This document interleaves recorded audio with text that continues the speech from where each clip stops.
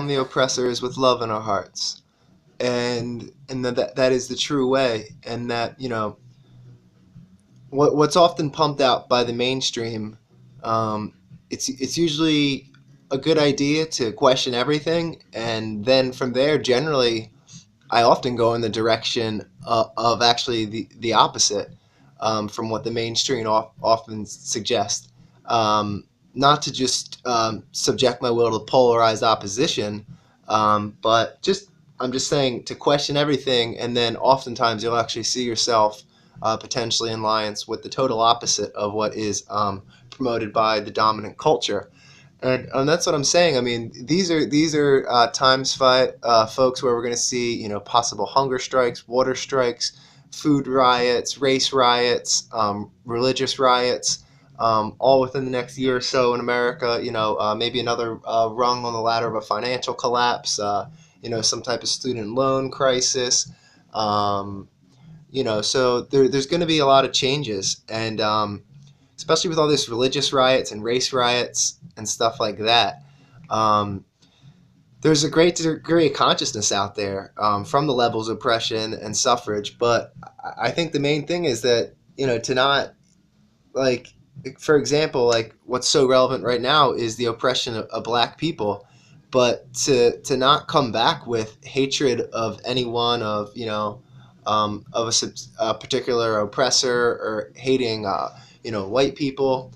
I very much understand that, but I feel like that's only fueling. It's only fueling the oppressor. Hatred is their fuel, and that's just my point in this video, is that hatred is the fuel, division is the fuel, separation is the fuel.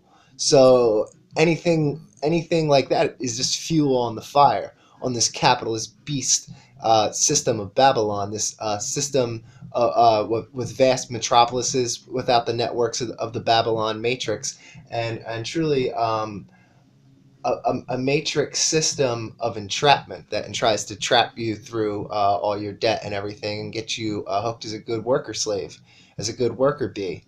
And um, and, and so, so that's really what I'm saying now, in these coming times, where the media is going to promote so much antagonism, and so much separation, and so much confusion, and so much conflict. That's what they thrive off of. That's what the energy thrives off of. So I'm just saying, like, for us as conscious brothers and sisters, we got to keep our energy right, and we got to stay on point. And I think that is often doing the harder thing, which is choosing love, even love for the oppressor, but love and higher consciousness in all situations. And having faith that the Creator and the Maker and all of creation put us in this situation for a reason, and to respond with right mind principles. And then when we're in that right mindset, I mean, nothing can keep us down. And I think that's where the people, and black people and all people, you need to unite, is unite in solidarity and unite in love. And don't unite in hatred of anything. People are starting to encourage violence. I see even a lot of really good people encouraging violence. Or, I mean, where my mind stayed at is just staying in that place of love, and never trying to give my power away to anything but the higher consciousness decisions, because that's what I feel like this is. It's just that it is all about energy, and it's all about power, and we are very powerful beings, and we don't quite realize how powerful our energy is, and that when we do give our power to something, what we're really doing. Then when you times that by 10, by 100, by thousands, by hundreds of thousands, that's a very big impact. So it really is an energetic matrix and an energetic system of control, and we have to realize what entities, or what ideologies of group think, or what types. Yeah, so if we give our power to exclusion and division and separation, then that's all we'll ever get out of this, and it'll just be a big struggle, a battle, a fight, and that's what they're trying to turn this earthly paradise into. So we just got to respond with love, and respond with the higher vibrations and the positive vibrations, and the power of love will conquer all, and will triumph, and that's what we got to believe in. Job people unite. People coming together in love. Yeah, so that's what I'm saying is just we got to overcome the hatred of the oppressor with love in our hearts. I mean, responding with hate is only going to breed more hate, division, separation, which is anti-love, which is anti-community, which is anti-I-man connected. Um, that's really the issue.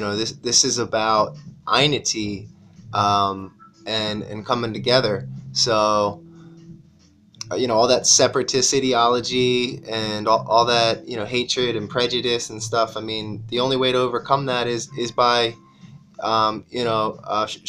showing them the way, and that the power of love will overcome the power of hate.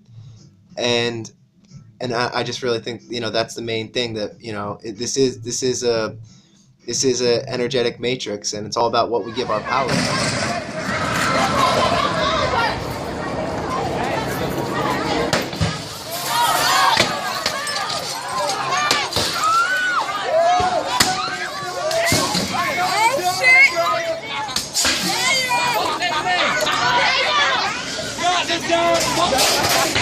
Baltimore, Maryland on April 25th, crying out for justice in the case of the death of Freddie Gray.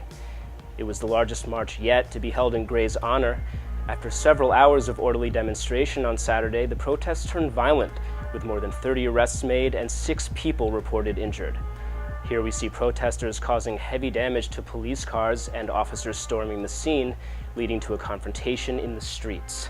Freddie Gray, a 25-year-old black man, died on April 19th after suffering a fatal spinal injury while in police custody. The public has been discomforted by the lack of explanation of the circumstances surrounding his injuries and subsequent death.